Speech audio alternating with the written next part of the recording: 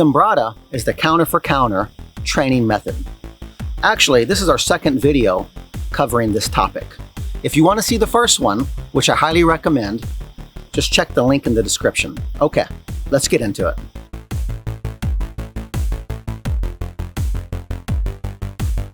The purpose of this video is twofold. Number one, we're going to provide a deeper understanding to the basic choreography of the counter for counter training method. Secondly, we're going to show how the basic choreography can be used as a platform to launch into various forms of free play.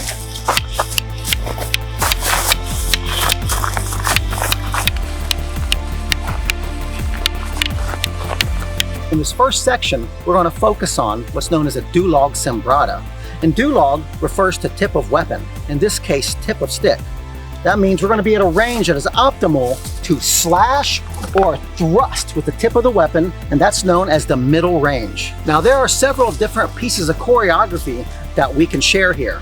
For the purposes of this video, we're going to focus on what's known as the 5 count. 5 offensive pieces equally matched with 5 defensive pieces. There are several different ways to transmit the basic 5 count. So if you can bear with me, we're going to go slowly through this, and I'm going to verbalize it a little bit different each time. So we'll start very slow. He's going to give me a vertical shot, and I'm going to do what's called the roof block. That's above my head. For now, I'm going to put my check hand here. This is kind of elementary, but just bear with me. I cast the forehand, and he does what's called an inside deflection. The third move, my waist is open, and I'm going to do what's called the drop stick deflection. I thrust, he does a wing, and now he's going to crack the center line, to which I will apply the roof. And the roof is now facing the other way. Now the drill turns over. He does what's called a roof block. I do an inside deflection. He does a drop stick deflection. Now pause. See how the runway's clear here? There's the thrust. He allows me to do a wing, and I apply the vertical shot, to which he defends. Now, that may be verbally a little cumbersome. This is why it helps to have a numbering system and the blocks already down. So what we're going to do is we're going to go through that again, and I'm just going to say the defenses for each position. And this is what it looks like. When he gives me the vertical, I do a roof. He does an inside deflection. I do a drop stick deflection. He does the wing, and then I roof, and it turns over. Roof, inside deflection, drop stick, wing, and roof.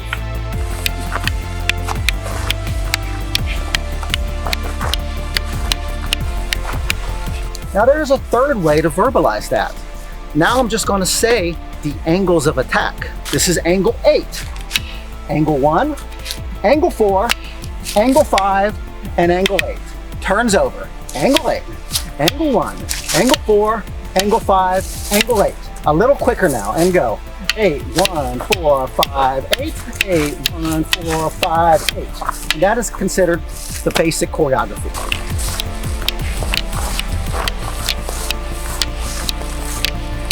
Now, what I really want you to get out of this is that the basic 5 count isn't just a group of techniques that have been haphazardly thrown together. The basics actually have a very specific and sound martial application. To illustrate this point, we're going to use training swords and show what we call progressively winning the game. If we start with the vertical shot again, you see, look, obviously that's going to be bad for me. Even if I lean back, he's going to get what's called the abdominal aorta shot. Now, when I do my roof on this, my next shot is I lay that right in there. That's where I win the game there. Now, we're going to keep going with this progressively. He gives me the angle 8. He gets his inside deflection, but look how he can score and drag it through like that. I want to keep going. Roof, inside deflection. When I drop stick deflection, look at my thrust right there. And again, progressively, roof, inside deflection, drop stick. He's successful, and he lays it right back on the vertical line, right there.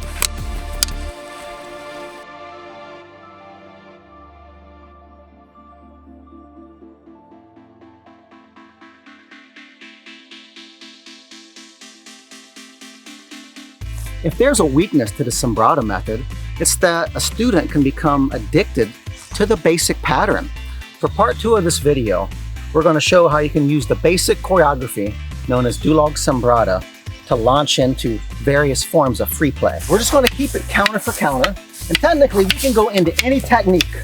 As long as it's counter for counter, we're still playing the Sumbrada method. See, like this, we can do a variety of thrusts. I can try different slashes and play like that. Maybe you miss, but you re-link back up and just go to the basic game. And of course, you may be able to go into disarm, and I'll allow him to disarm. If we draw the knife, we're still gonna play the basic counter for counter knife game, but it may go into what's called the Hubud method. So we just troubleshoot it, might not be as pretty. And what I'm gonna do is I'm gonna disarm him here. If I disarm, and then he's gonna disarm that knife. And now we're empty hand, and we're gonna go once again to the counter for counter training method. We're going hit for hit, but I could trap. Can you trap? Can you do a trap? There. He could go into any throw. Go into any throw. He will just kiss the sweep. See, he didn't take me down? And now I will go into a throw, but I don't fully take him down. I give him a chance to counter this. And he countered, but I back up and we go into the striking. And eventually, the game pauses. Like someone ends up winning the game. And so we pause, re-weapon up, and then we just go again.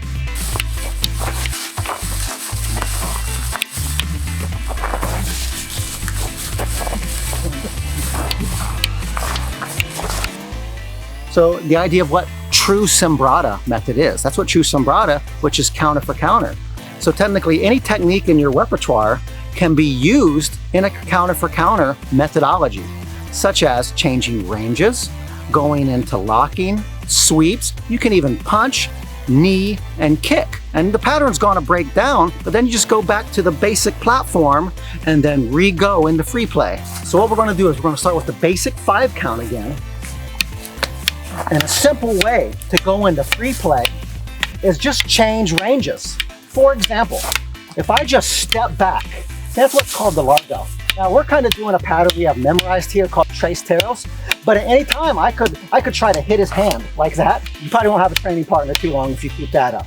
So I step back into the middle range, and another option, I can close the gap into what's called the close range. And this is called the Hubud method, but really this is Sumbrada because it's counter for counter. And I shove back out, and we're back into the basic pattern. Now, of course, the more techniques you have, the better you can express yourself. And what I want to show you is how expansive this training method actually is.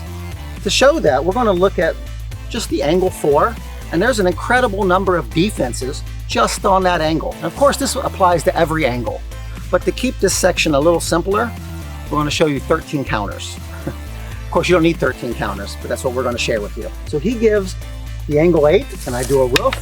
The inside deflection, and you already know number 1. That's called the drop stick deflection. Now, we're going to turn it over, and he does that back.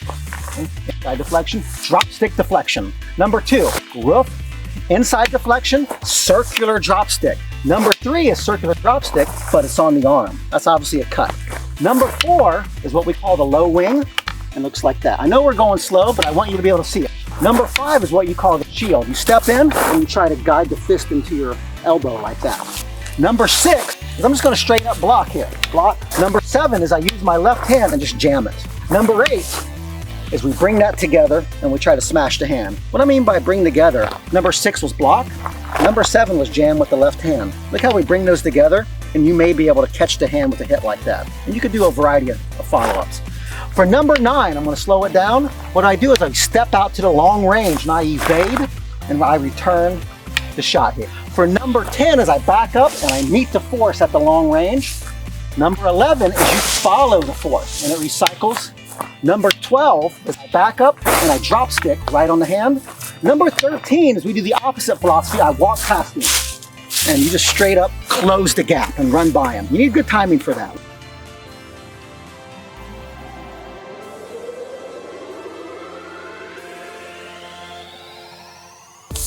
Another way to break free from this basic 5 count is to change your weapon placement. Right now, we're weapon on weapon. You hear the sound of the weapons are clinking? But at any time, I'm able to slash his arm like that, or I can slash the neck. I may be able to slash the body. And see how this interrupts him a little bit? And you just got to keep going here and go back to counter for counter. That's what I mean by using it as a platform, because the drill is going to break down. It's like that, and he has to keep going. Now, aside from changing weapon placement, you can actually change your check hand placement. That's the left hand. So right now, our check hand is going on the weapon-bearing hand, but we can remove that and go no check hand, and even still stay basic 5 count. You might like this better if you use the sword. It's actually more skillful to put the check hand in there. Now we put the check hand back in, and aside from checking the weapon hand, my left hand can possibly even go to his non-dominant hand. It's a little goofy like that, but I literally try to interrupt him. Look how I got a hold of that, like that. And if I get the opportunity, I interrupt him like that. Another option is my check hand can actually even go into his neck like a strike. I'll try to show this gently here, but if it goes in like that, it could even go in here. And that could simulate knife possibilities here, see, like that. And maybe even something a little bit more rude is I can literally use my check hand and interrupt his vision. See how I can just leave it right there? He doesn't know. Here, go ahead and get that off if you can. What can you do there? He's like that. Here, I'll just keep hitting him. Defend. Here, use your check hand on me. Can you do it? Go ahead. Look, I'm not gonna let it. See, I'm not gonna let him use his check hand like that. Here, cover that. No, cover that. Here, cover that. Come on, defend. Come on, play the game. Well, I'm waiting for you. Come on, touch me. There we go. Come on. Boom, boom, boom.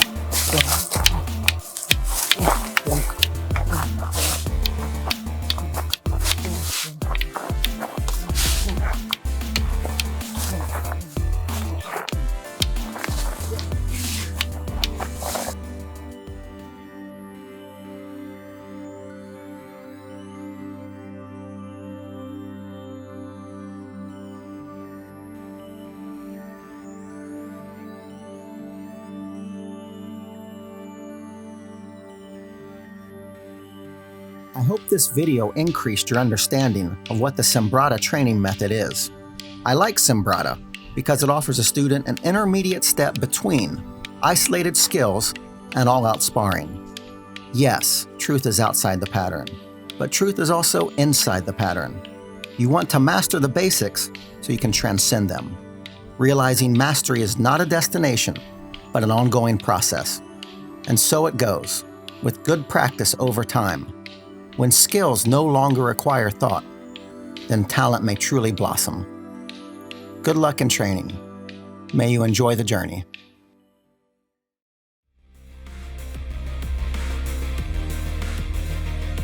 However, he disarms it, and maybe it's not a good disarm. Before you go, I would also, I'd say. Fine. Like showing like it's gonna split my skull. That's what I wanna see. Go ahead and drop it on me. Can you do it controlled? Go ahead and push just a little bit. I mean, lay that right there. Yeah. Look, you're like an axe sticking in a target. You can do it. Try. You don't have skill for nothing.